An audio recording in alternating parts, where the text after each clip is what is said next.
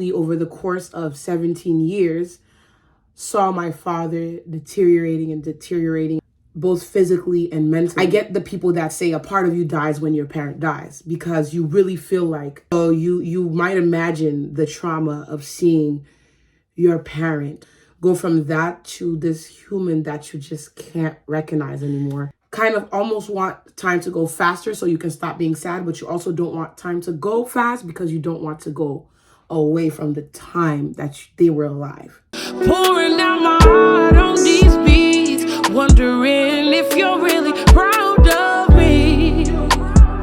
I create a new lane of my own. My earliest memory of my father was him being sick. I think even from a younger age, even though I didn't understand the concept of life and death and all of those things, I think I already always knew that eventually that time would come, and that time would come earlier than what maybe was expected of society. I remember that I would go to school and see other children with their parents and their fathers, and the fathers would look very vigorous, if that's the right word.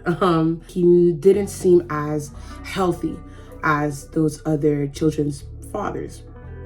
And so I always had that concept that something might have happened. He would go in and out of the hospital, and sometimes he would go in the hospital and be there for longer periods of time. And even with the change of how my mom would act, I would understand that it might be complicated, it might be tough. Growing up as an only child, I only had myself to relate to those feelings, because that's my mom's husband, and the rest of my relatives, cousin or brother or whatever, but he was only my dad. And so I knew that the experiences that I was living, I could only share with myself, because even if I were to try to explain it to somebody else, I was pretty much the only one that had that father in that situation at that time. My mom randomly said this yesterday. She said that had my father been alive and had my father not been sick, he suffered from dementia, amongst other things, that I would have not even had a relationship with her, which is not true, but I understand where she's coming from, because I was really a daddy's girl. I loved my father. I still do love my father to death. Was very nurturing, was very loving, was the opposite of some of the stereotypes we hear in Haitian communities with fathers, where they're very stern and they don't show much of emotion. My father was very emotional, and was very cradling. He was very nurturing. So you might imagine the trauma of seeing your parent that you love so much and that you admire so much, even at a young age, go from that to this human that you just can't recognize anymore. Not only because physically they're being attacked by, sickness, but also because dementia seems to be biting away at their brain and their memory and their mannerisms. And all you're left with is this, it felt like a stranger who's just dressed up in disguise as my father. I was such a fool to think the pain subsides over time, 'cause it don't. Oh no, it don't. When it came up to the point where he was about to pass, I remember, because he had been through so many highs and lows, I knew sometimes I had a feeling when he would make it through, et cetera, et cetera. Actually, I always knew he would make it through. Aside from that point, it was in October of the year before his passing, because he passed away in January of that next year. He got sick, and it wasn't, he got worse. He was always sick, but he got worse. And at first it wasn't as alarming as the other times, but I knew for a fact that was that last slope until he would pass. I grew up going to way more funerals than anything, weddings and baby showers combined, because I was the youngest of the youngest. And so, on my mom's side, so I was always exposed to funerals and stuff like that. So I think that also duped me into believing that I would be able to deal with my father's passing. And so it was quite a shocker and quite a surprise for me when I lost my father, to see how different that feeling was. And saying that you're sad is not enough. Saying that you're angry is not enough.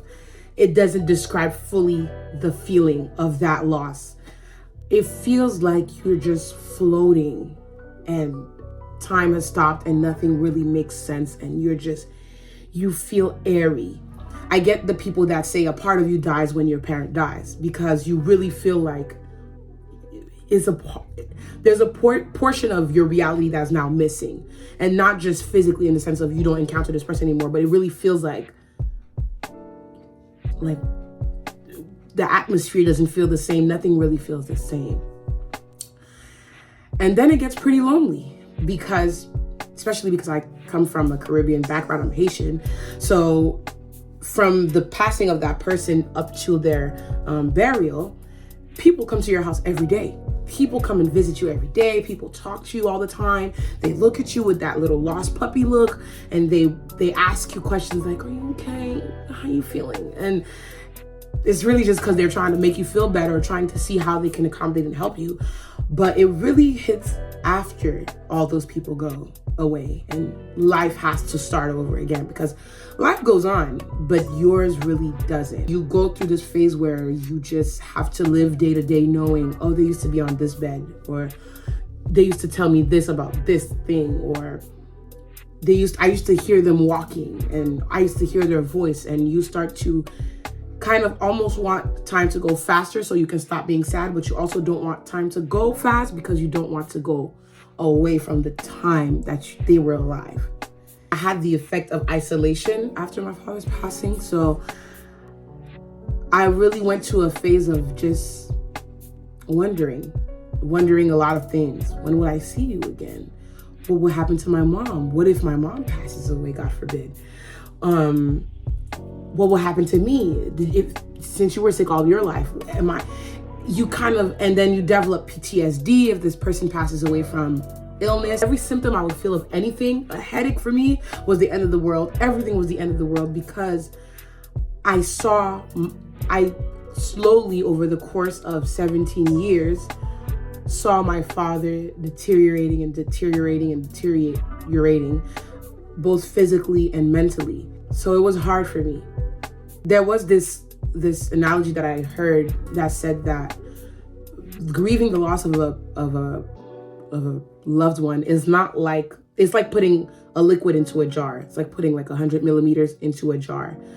That 100 millimeters never goes down. The jar just happens to get bigger.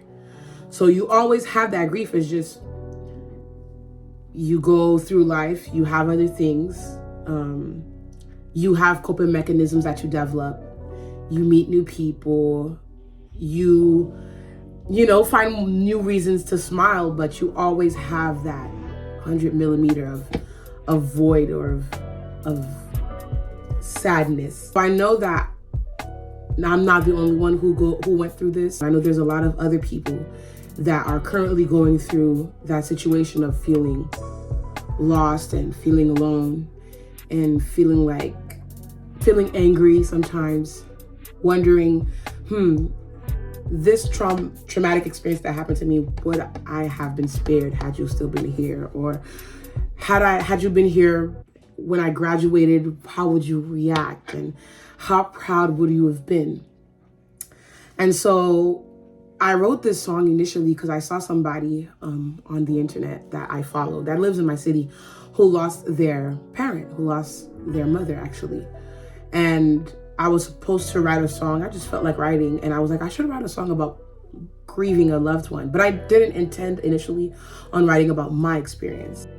Quickly, it started to become very personal, and I finally stopped resisting. I usually resist and I move away from that subject, but this time I decided to just, let it be, because I have this hope that whoever is going through that situation or a similar situation, whether you've lost a loved one, like a parent or a child or an aunt or uncle that you considered that way, or even if you've lost a relationship with that parent, that you wish you had. You yearn for this relationship with your parents. Sometimes it also comes up as grief. That you may relate to this song, that you may hear this song, and that you find some sort of solace in knowing that you're not alone, and that, don't want to say that it will get better, but we be alright, you know? So I just wanted to come and share this story with you guys.